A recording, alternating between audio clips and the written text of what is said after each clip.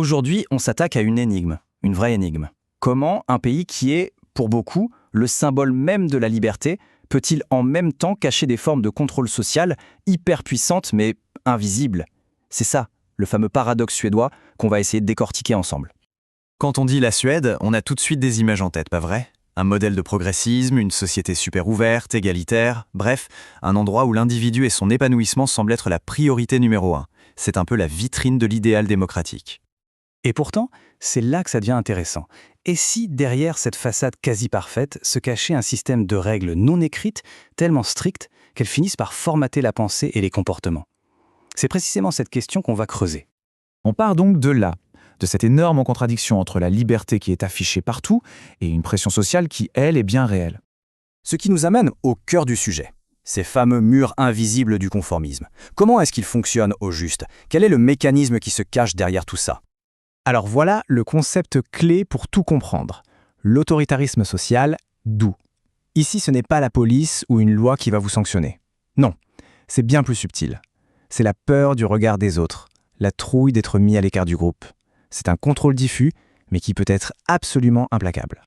Et quand on compare les deux, la différence est vraiment frappante. D'un côté, on a l'autorité classique, celle de l'État, bien visible, avec ses lois, sa police. Et de l'autre, on a des armes sociales beaucoup plus fines, les rumeurs, l'ostracisme et surtout, le pire peut-être, l'autocensure.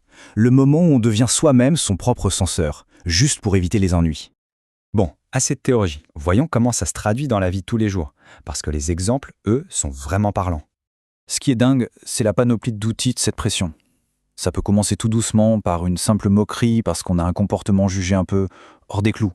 Mais ça peut aller jusqu'à des conséquences bien plus lourdes, comme perdre son boulot ou des contrats, juste pour avoir exprimé une opinion qui dérange un peu. Et le truc, c'est que ça s'infiltre absolument partout.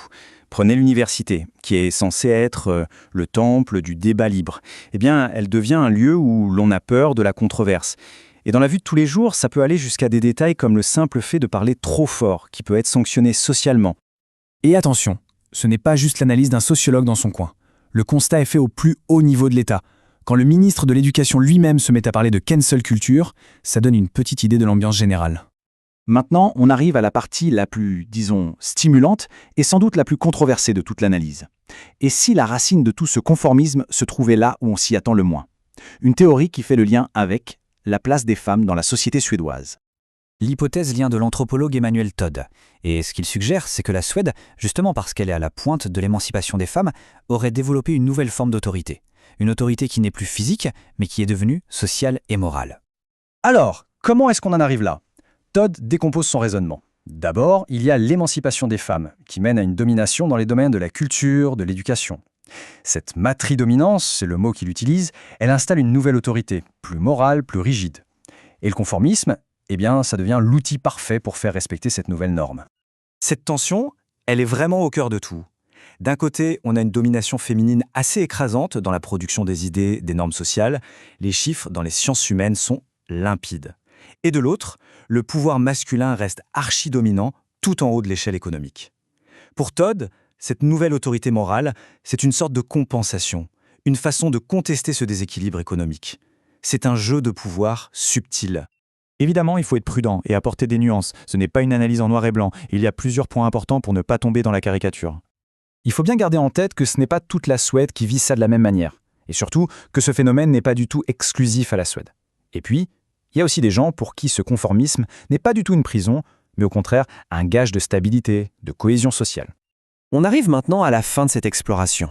Finalement, qu'est-ce que ce paradoxe suédois nous dit sur la nature même de la liberté, y compris dans nos propres sociétés?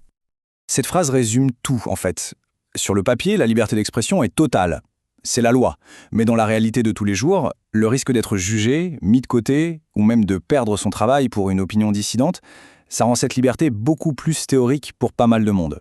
Le coût social peut être très, très élevé. Et tout ça, ça nous laisse avec une dernière question. Une question qui nous concerne tous, bien au-delà de la Suède. Quels sont, chez nous, ces murs invisibles, ces règles non dites qui, peut-être sans qu'on s'en rende compte, limitent notre liberté de penser et de s'exprimer? C'est peut-être ça le véritable enjeu. La question, en tout cas, reste ouverte.